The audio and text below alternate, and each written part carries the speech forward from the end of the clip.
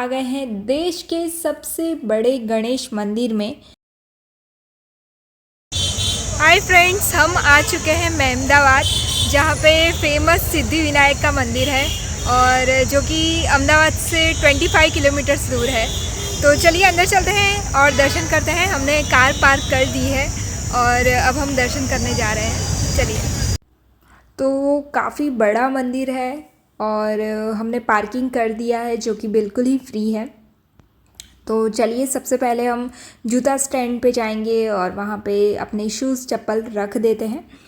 और यहाँ पे हमारा कुछ डिस्कशन चल रहा है कि क्या करना है क्या नहीं। तो चलिए, सबसे पहले हम जूते उतारेंगे और उसके बाद ही अंदर जाएंगे। तो ये भैया से हम, यहाँ पे गाइड भी होते हैं तो आप उनसे भी पूछ सकते हैं।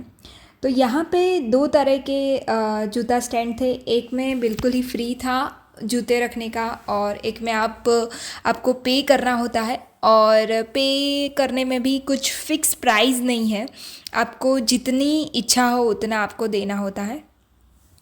तो हम पहुंच चुके हैं मंदिर के प्रवेश द्वार पे, यानी कि आप देख सकते हैं यहाँ पे काफ़ी बड़ा बोर्ड लगा हुआ है, वहाँ से आपकी एंट्री होती है।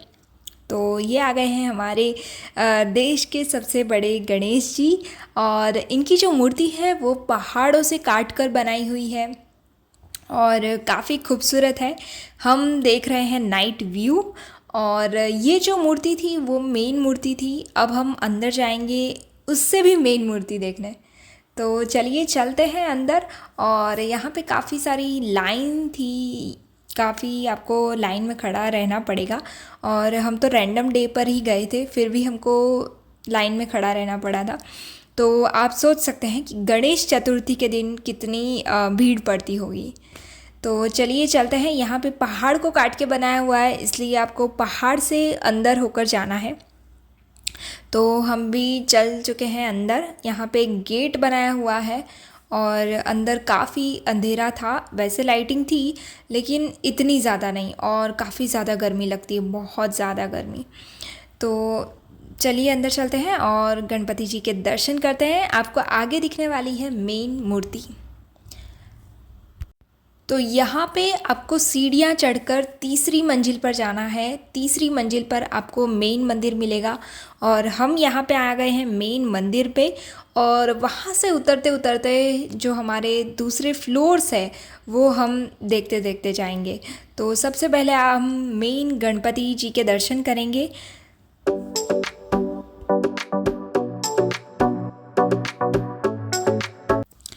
ऐसा कहा जाता है कि आपकी कोई भी मनोकामना है तो उसको पूरा करने के लिए ये मंदिर काफ़ी ज़्यादा फेमस है। तो यहाँ पे काफ़ी सारी चीज़ें हैं मनोकामनाएं पूरी करने की, आपको आगे मैं दिखाऊंगी।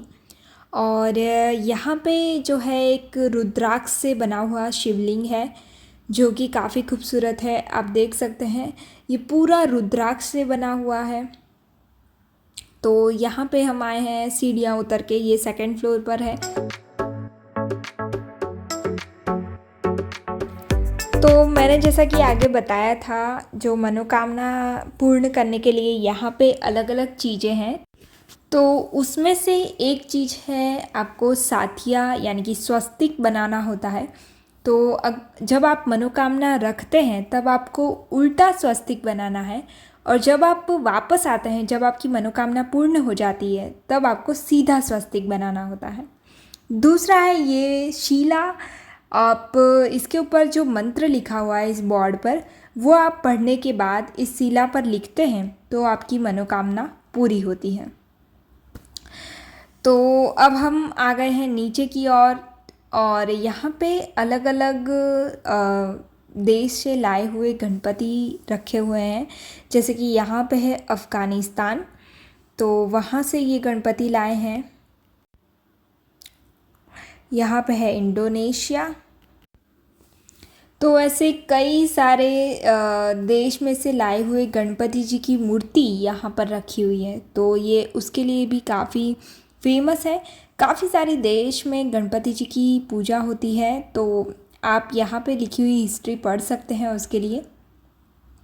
अब हम आ गए हैं नीचे की ओर। तो नीचे भी ऐसी ही जगह है जहाँ पे आपको ऐसे स्वस्तिक बना के आप अपनी मनोकामना को पूरी कर सकते हैं। तो कई सारे लोग यहाँ पे आए थे जिन्होंने कई सारे स्वस्तिक बनाए हुए हैं। तो चलिए अब चलते हैं नीचे की ओर। यहाँ पे काफ़ी सारे देश की और से लाए हुए रखे हुए हैं। ये देखिए चाइना में भी है और आगे देखें तो श्रीलंका में भी है। तो ऐसे देखा जाए तो कई सारे देश में गणेश जी की मूर्ति मिली हुई है। तो वहाँ पे सबके लिए अलग अलग शेप है, सब देशों में अलग अलग शेप है गणेश जी की मूर्ति का और अलग अलग रंग में बनाई हुई है। साथ में मैं आपको बता दूं कि यहाँ पे लिफ्ट की सुविधा भी है। तो अगर आप चढ़ नहीं पाते हैं तो यहाँ पे आप लिफ्ट में भी आ सकते हैं। हम तो सीढ़ियों से ही उतर रहे हैं। तो चलिए अब हम आ गए हैं ग्राउंड फ्लोर पर। यह है सबसे नीचे वाला फ्लोर जहाँ पे एक महादेव जी का मंदिर भी है, यानी कि महादेव जी बैठे हुए हैं। यहाँ पे दान का महत्व भी बताया हुआ है। आपको आगे बता दूं कि ये जो तूला दिख रही है आपको, इसमें दान का महत्व बताया हुआ है।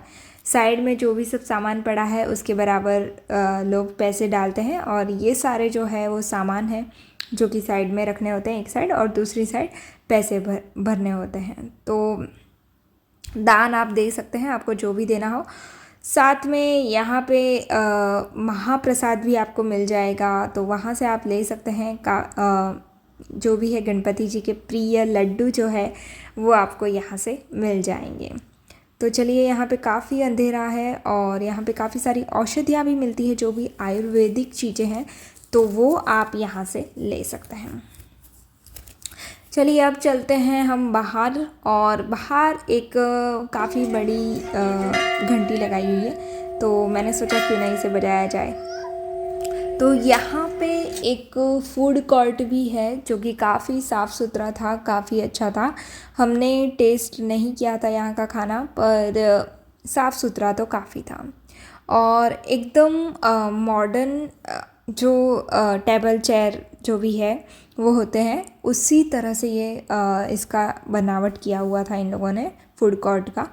तो हमने ये देखा कि कितने काउंटर है और क्या क्या मिलता है, तो हम यही देख रहे थे, लेकिन हमें इसमें से कुछ नहीं खाना था, इसलिए हम बाहर की ओर चले गए। और यहाँ पे छोटे बच्चों के खेलने के लिए काफ़ी सारे जो राइड्स होती है वो काफ़ी सारी राइड्स है, तो आप वहाँ पे खेल भी सकते हैं। तो चलिए मिलते हैं नेक्स्ट वीडियो में। Bye bye.